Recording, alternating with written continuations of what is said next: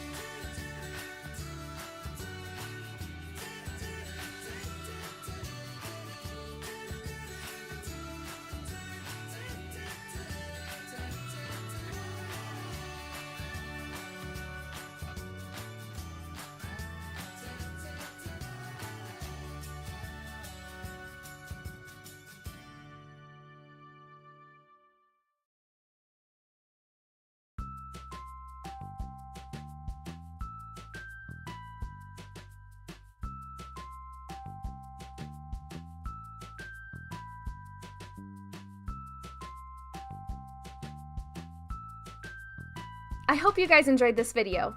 If you liked it, please give it a thumbs up. If you're new here, hit that subscribe button. I post a new calligraphy video every Monday and a new watercolor video every Wednesday. If you'd like free calligraphy practice guides, head over to snowberrydesignco.com/subscribe and sign up for my newsletter.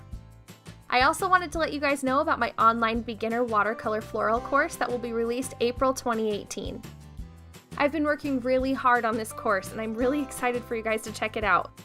I have a waitlist for the course that you can join so you won't miss anything. I'll leave a link down in the description box below if you're interested.